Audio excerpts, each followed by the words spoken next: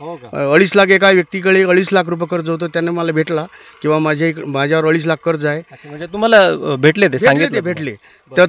तर जसं मी त्यांना सांगितलं बाई, इलेक्शन झाल्यावर सरकार स्थापन झाल्यावर आपलं कर्ज माफ होते, पण ते कर्ज माफ झालंच नाही. अधिवेशनही झालं, त्या अधिवेशनमध्ये मुद्दा काय म्हणजे असं प्रत्यक्ष झालं नाही. त्यामुळे त्या विचारानं ते व्यक्ती ब्रेन हॅमरेज होऊन 24 तारखेला मेली. बापरे, ह्या 24 तारखेला, गेल्या 24 तारखेला मेली.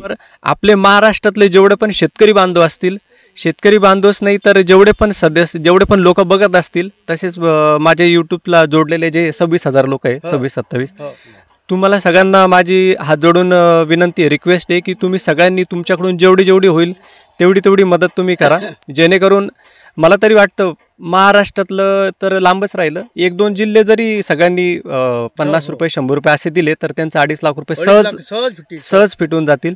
आणि हे आपण करू शकतो सगळे मिळून एका शेतकरी बांधवासाठी.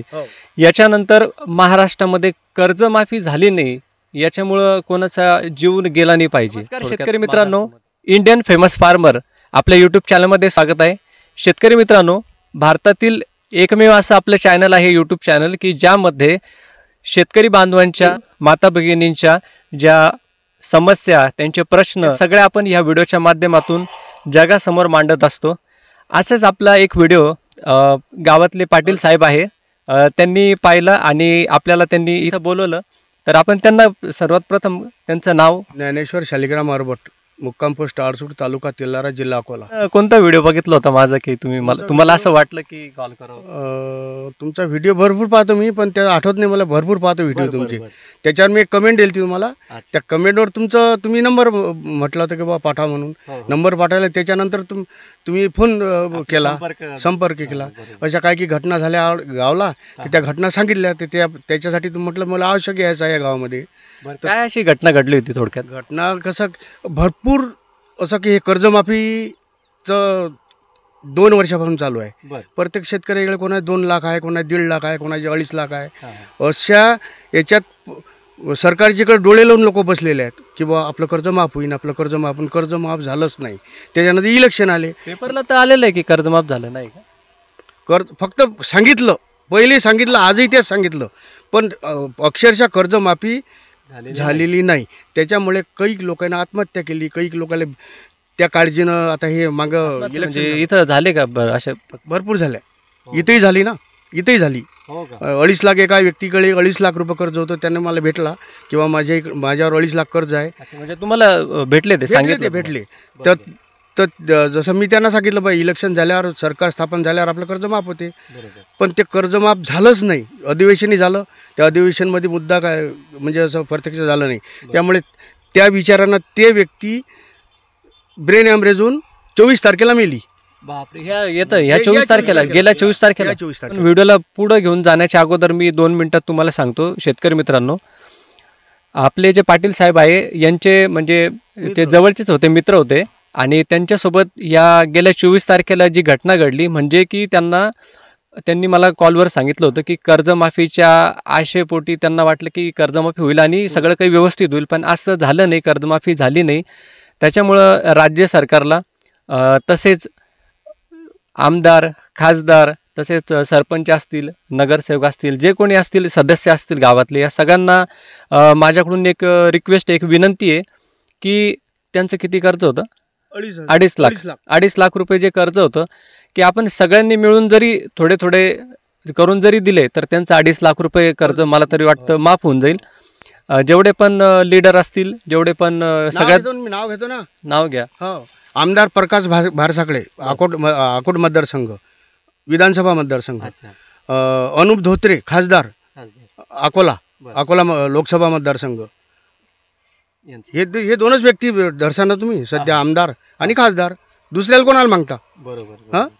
त्यांनी जर त्यांच्या खिशातले फक्त एक पॉकेट म्हणून 1-1 लाख दिले तर त्या बिचाऱ्याचं म्हणजे एक कसं की त्यांचा आमदारकी खासदारकी झाले, याचं त्याला फळ भेटलं.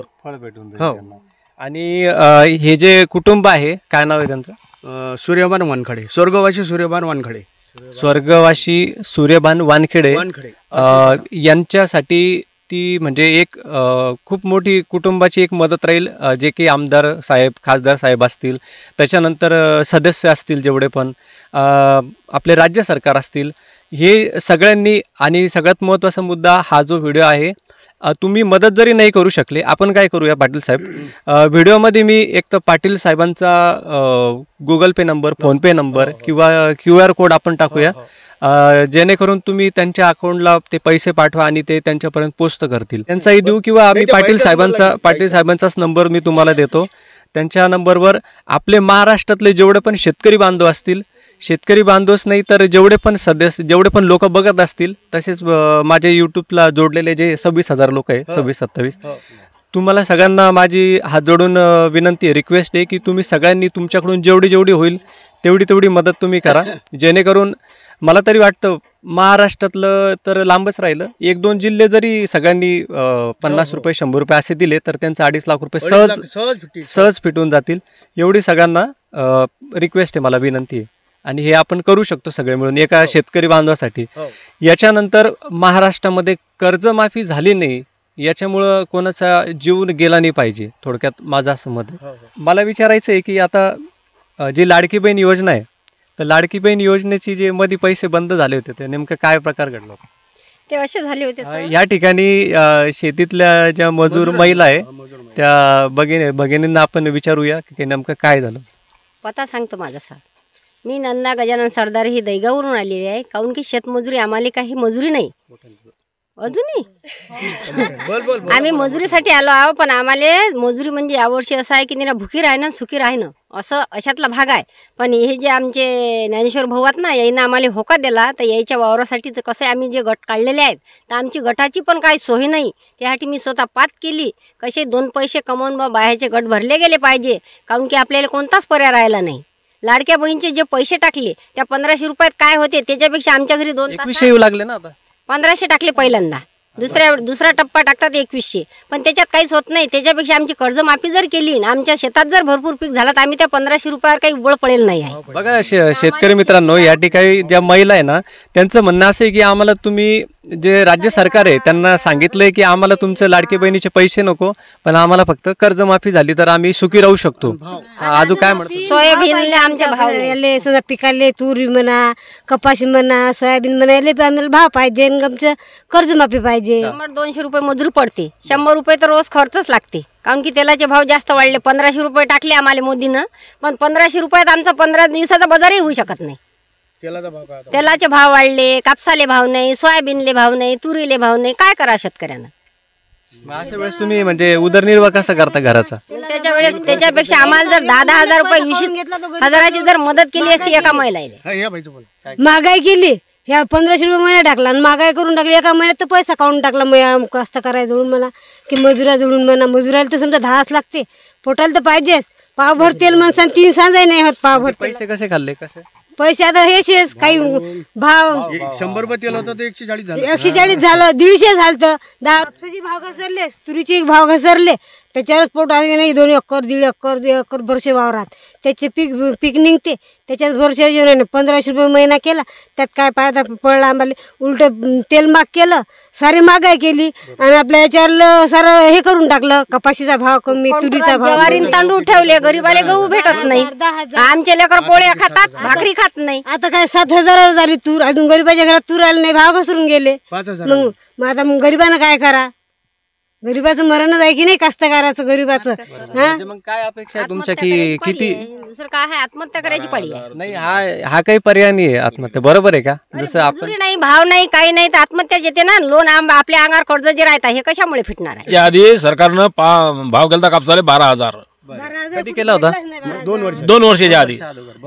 आता लोकांना असं वाटते की भाव वाढतील. 12,000 कापूस गेला, 7,000 खताचा भाव होता.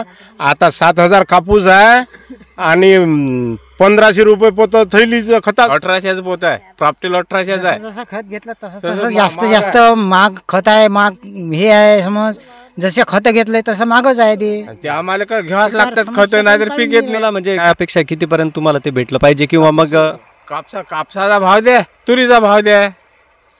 भाव जायला पाहिजे कापसाला? कमीत कमी 12,000 तर पाहिजे. कापसाला 12,000 रुपये भाव मिळाला तर आम्ही चांगलं जीवन जगू शकतो. इथं काही महिला आहे, मी त्यांना विचारतो की जे 2100 रुपये आहे ते तुम्हाला किती वेळेस भेटले? एक वेळ बी नाही भेटले, 1500 रुपये हप्ताच भेटला. एक वेळेस पण नाही भेटले? 2100 नाही भेटले, अजून 1500 भेटला. हो का? हो. या ठिकाणी जी अनाऊन्समेंट झाली होती राज्य सरकारकडून की महिलांना आता 1500 नाही तर 2100 रुपये मिळणार आहे असे, पण ते अजूनही मिळाले नाही आहे असं मी स्वतःही म्हणत नाही. तर इथं आपल्या ज्या माता भगिनी आहे शेतकरी त्या म्हणू लागल्या भेटले होते की बा 3 सिलेंडर भेटतील, आम्ही 1500 रुपये आम्हाला मिळून राहिले बा मोदी आमच्या भावाच्याकडून आम्हाला 1500 मिळतात, आम्ही फार खुशीत होतो की बा 3 सिलेंडर भेटतात. पण 1500तच आमचे 3 सिलेंडर असे फ्री करून दिले की शांत बसवलं आम्हाला. सिलेंडर भरायचं काम नाही, फक्त 1500त खुश. मग अशा आता कोणाला भेटसा? आता काय आम्ही आता भरतही नाही ना, आम्हाला 1500ची आशाही नाही. तुम्हाला 1500 2100 केला, तुम्ही समस्या कोणाला मांडसान? तर आता हे सरकारले समस्या एकच मांडायला पाहिजे. समस्या कोणती? 1 महिन्याच्या पहिले तुरीचे भाव 12,000 होते, आज 7,000 आले. कोण पाहते? कोणतं सरकार पाहते? सरकारचे प्रतिनिधी जे आहेत निवडून जायला त्यांनी याच्याकडे लक्ष द्यायला पाहिजे. आता ते निवडून आल्यावर कसे काय लक्ष देतील? आपल्या जवळून निवडून आले ते, आता लक्ष द्यायचं काम नाही, द्यायचं झालं त्याचं काम. मरत ना आता मजूर मरत की बहिणी मरत की भाऊ मरत लाडके. काम नाही. तुम्हीच तर हे केलं ना, मतदान तर तुम्हीच केलं. मग आम्हाला असं वाटलं की बा आमचा भाऊ लालूच 1500 ने आम्हाला 15 कोटीचंही काम करू शकते आमच्या भाऊ, अशी आम्हाला लालूच होती. पण आमच्या भावानं आम्हाला 1500 रुपयातच खुश करून टाकलं.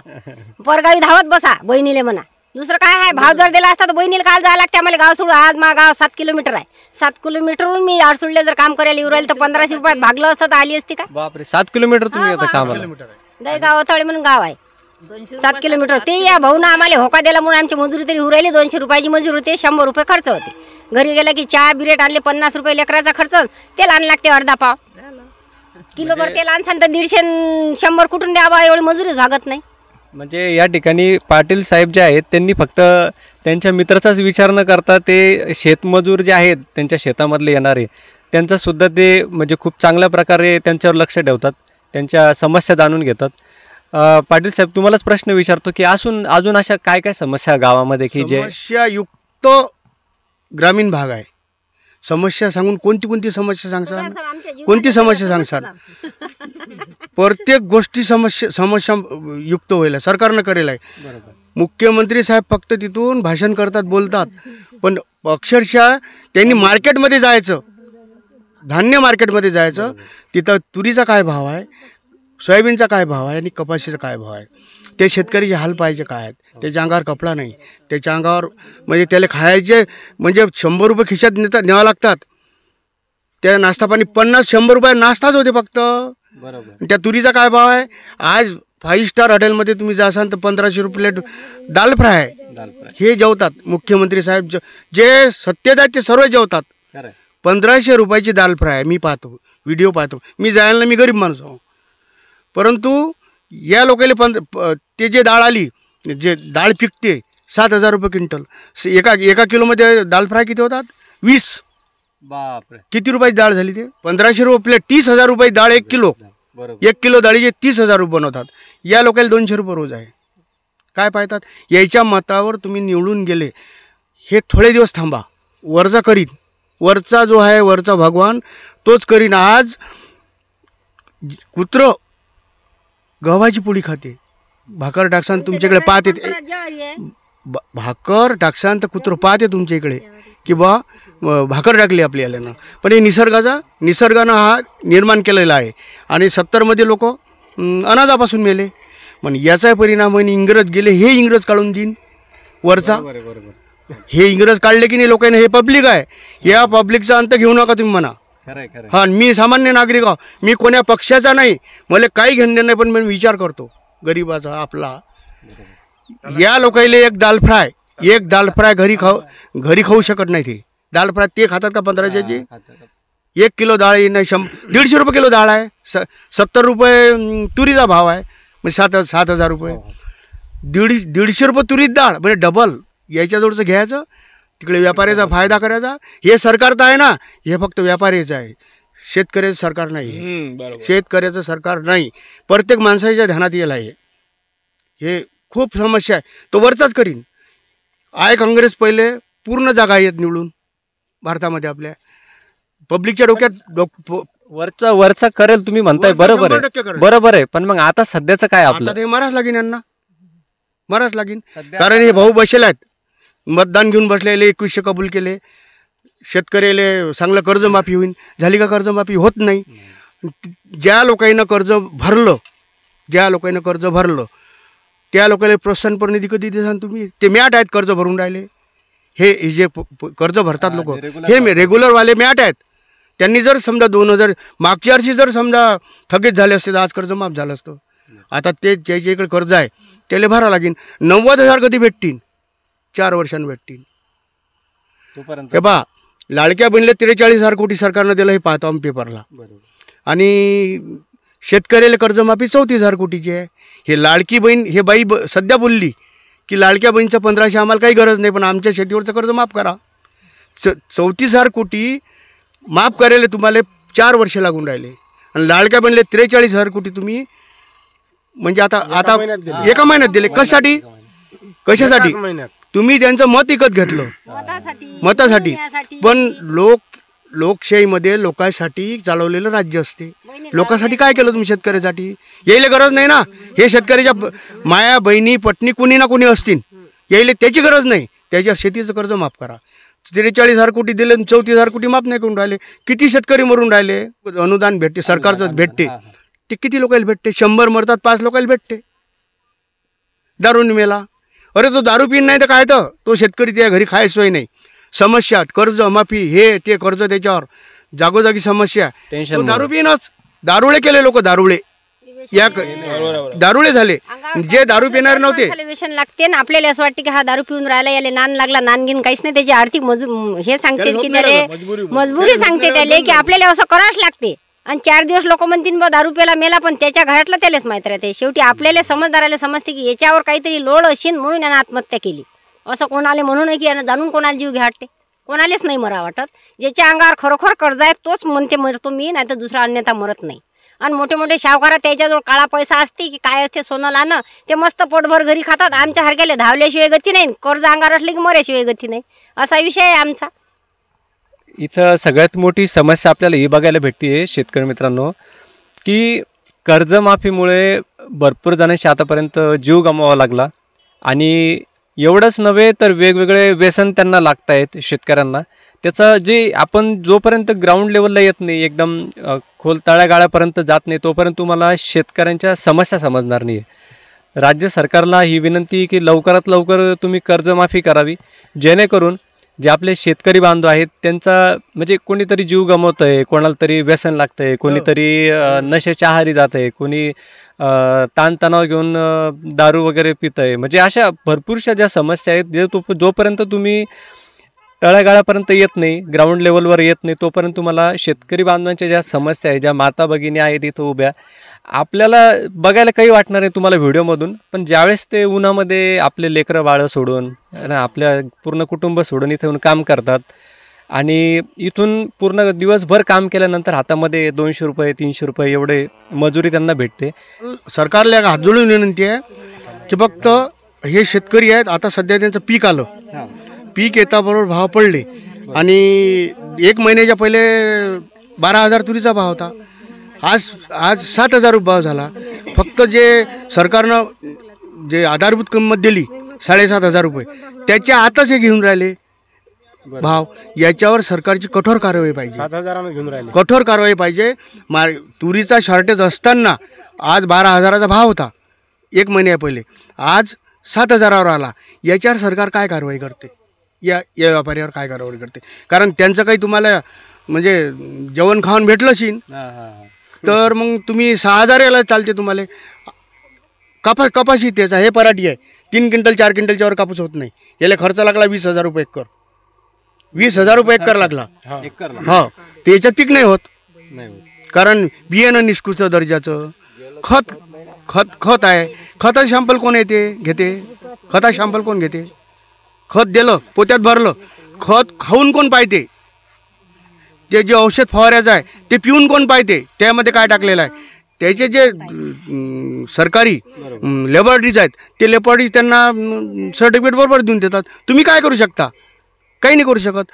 जिकडे तिकडे सगळ्या लोकांच्या हाती तलवार आहे, कोणी जर गेला तर त्याला असं वाटते की याला कापू याला कापू. सरकारचे प्रतिनिधी असतील त्यांना मग आग्रहाची विनंती याच्याकडे कायदा करा की बा आज 12,000चा भाव होता 7,000 कसा केला. त्याच्यावर नियंत्रण आहे का तुमचं? कारण तिकडे शॉर्टेज आहे. आज 7,000ने शेतकरी तूर विकून राहिले, पैसा नाही. मग याच्यावर कायदा आहे का तुमचा? तुम्ही मिली बघत असाल तर काही वांधा नाही. आज पब्लिकला समजून राहिलं, इतकी अज्ञान पब्लिक राहिली नाही आता. पण तुम्हाला भाग्य की तुम्हाला एवढं मोठं निवडून दिलं, याचं काहीतरी उपकार म्हणून याच्यावर कायदे करा. व्यापाऱ्यावर कठोर कारवाई करायची, सरकारनं असा कायदा काढायचा. आज शॉर्टेज 12,000 रुपये तुरीचा भाव होता महिन्या पहिले, एकदम 7,000 कसा आला? याच्यावर कायदा आहे का तुमच्यावर? 2 महिन्याच्या नंतर तुरीचा भाव वाढेल. पण आज या लोकांना आज समजा जो भाव भेटते त्या भावात त्यांचं काय होते? 3 क्विंटल 1 क्विंटल 2 क्विंटल तुरी होऊन राहिल्या. तुरीला काय हां एकरी 3 क्विंटल तूर होते. साऱ्या धुवारीनं खलास केली तूर. एक आग्रहाची विनंती अशी आहे शेतकऱ्याला, हे शेती सोडून द्या आणि काही वांगे टमाटे मिरच्या बाजारात जाऊन विका. 200-300 रुपये कमावा, आपले बालबच्चे सुखी ठेवा. याच्याकडे ध्यान देऊ नका. जे पिकलं ते पिकलं शेती पेरा, पण जे पिकलं ते पिकलं, नाही पिकलं तर राहिलं. आपले मुलं बाळ आहेत. पुण्यात जा, मुंबईत जा, कोणी शहरात जा, डबरोटे का पाव का, पण 200-300 रुपये कमावून आपला उदरनिर्वाह करा. जीव देऊ नका, जीव द्यायचा नाही, आत्महत्या करायची नाही. सगळ्यात महत्त्वाचा जो मुद्दा आहे या व्हिडिओच्या माध्यमातून सगळ्यांना मेसेज देणारा मुद्दा हा आहे की पाटील साहेबांनी जर सांगितलं की ज्यांना शेती परवडत नसेल तर त्या लोकांनी कुठलीही मोलमजुरी करा, 200-300 रुपये. मुलांना नोकरी लागत नाही, नोकरीच्या मागे लागू नका. तुम्ही फुग्याचा धंदा केला तर 1,000 रुपये कमावता.